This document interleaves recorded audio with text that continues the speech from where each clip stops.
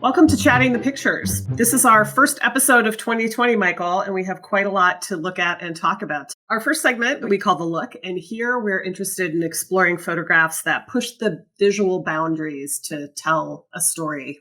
This photo was taken by Matthew Abbott for the New York Times, and it shows a kangaroo rushing past a burning building in Lake Conjola in New South Wales, Australia on New Year's Eve. Besides the 24 people who have been killed, the more than 15.5 acres that have been torched, the 1,400 homes that have been destroyed. What's really stunned people is that almost 480 million animals have been killed. That's 500 million animals. At first, when I saw this photograph, and in fact, after I saw it several more times, my inclination was to write it off or, to see it as somewhat cliched or easy.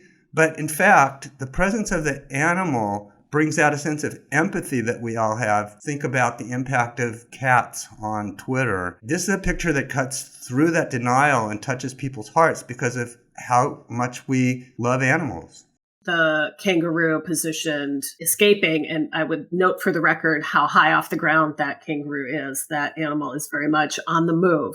The photo really brings together those elements in one image. You've got the destruction of the built environment, illustrated most vividly, obviously, by the skeleton of the house in the background, but also echoed in a sort of poignant way on the right side of the foreground of the image. I presume a mailbox shaped like a house is there too, again, suggesting that this is a place where people live and work, and you've got the representations of nature in the same frame.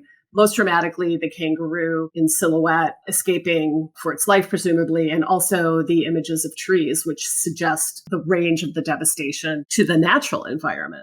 What's actually interesting about this photograph is an issue we've been talking about more recently in relation to photographs of mass shootings is how do we know where the latest conflagration has taken place? And to that extent, what we're looking at here is what could be cynically called a travel poster for the apocalypse. This is certainly the Australian version, isn't it? Everything that you would imagine wanting that travel experience to be, this is the exact opposite of that.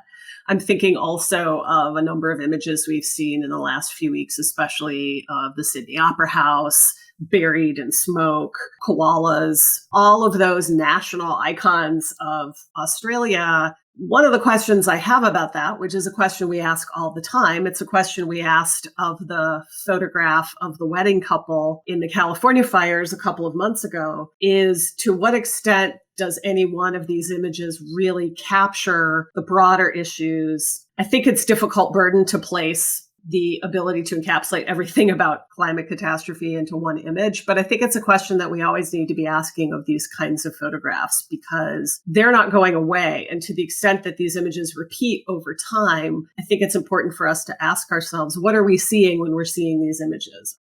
Our next segment we call The News, and here we explore how news photos tell a story. This photograph was taken by Ibrahim Norouzi of the Associated Press. It was taken in Tehran on January 4th, and it shows citizens protesting the killing of Major General Qasem Suleimani. One of the things that really strikes me about this photograph is the way that, from a U.S. perspective, it encapsulates a lot of the questions that people have after the killing of Soleimani. His eyebrows, his eyes, the rocket ships shooting from that representation of him on the banner behind the crowd, they all seem to raise that question of what's going to happen next, what sort of retaliation might there be. Yeah, it's really interesting how the photo is both ambiguous in a lot of ways and then also seemingly definitive. Soleimani is known as a strategist and someone who keeps somewhat of a low profile. So the fact he is somewhat obscured and then also seeming to be keeping his own counsel or having something up his sleeve is beautifully captured in this image. Those elements are really amplified by the size of the crowd, right? And that sense you get of the fact of his popularity, the extent of people's outrage that he was murdered. So that juxtaposition of that visual representation and the actual crowd raises really interesting questions about what's going to happen. Hundreds of thousands of people have turned out in the streets and in different cities to mourn his demise. Not only that, but one thing the photograph also captures very well is how much the killing of Suleimani has also unified the Iranians. It was just a couple weeks ago that you saw photographs, for example, of people angry over gas prices. Now, any sign of dissension in Iran has completely evaporated. One of the things that I think amplifies that sense of unity is the kind of ethereal quality around the figure here of Suleimani himself. And also, I would say the ambiguity of the rockets. Is his death the cause of the rockets? Whose rockets are they? How are they being pointed? Are they coming away from or to the people represented in the picture? So that ambiguity plays a really interesting role in thinking about, from a Western perspective, what this choice that Trump made could potentially do in the context of world politics. It's almost like looking at Soleimani truly as the martyr, if you're thinking about how the Islamic culture is looking at this through a militant lens also. You could say he's now in heaven guiding the mission. And I think that's something that the administration completely missed, was just the priceless propaganda value of this action. I don't think they really appreciated how popular a figure Soleimani's been, being seen as the architect of the defeat of ISIS, and also staying out of politics, who's actually someone who got along extremely well with the reformers in Iran.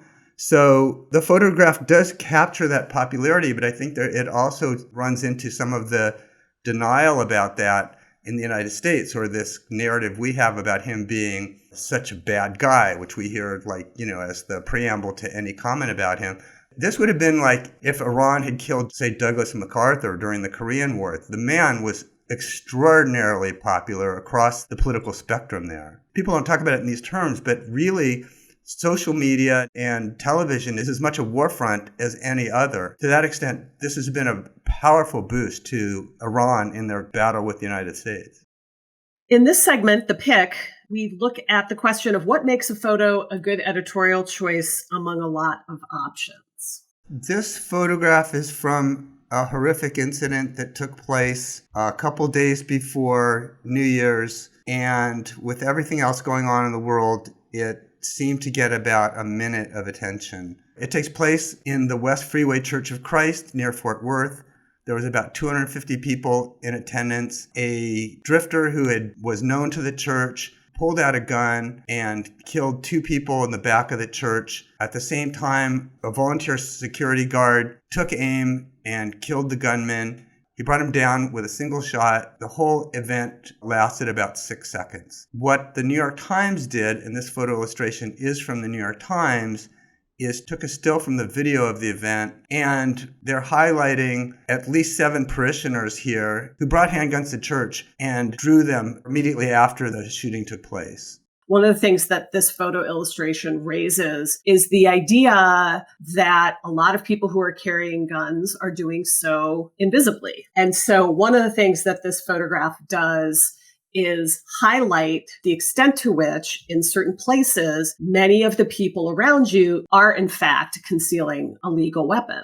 You have people right now that look at this photograph and would see it as admirable, as a blessing. And then, of course, you have a lot of people who see this as a curse and how we really are damned. I think the photograph is drenched in irony, and it's very painful to look at.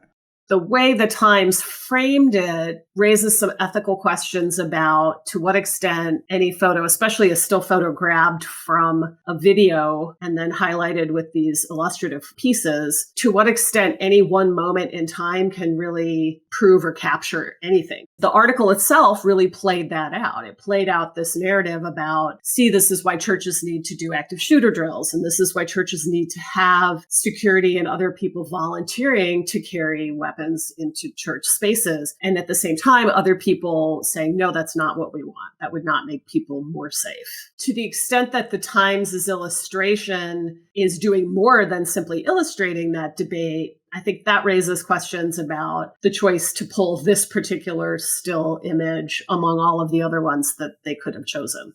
One thing that this image raises, too, is something we do talk about from time to time, which is the arbitrary nature of one moment frozen in time. The best example that comes to mind right now is that image of Melania Trump appearing to kiss Prime Minister Trudeau while Donald Trump was standing right there. And they just extruded that one moment to really, make the president and the first lady look bad.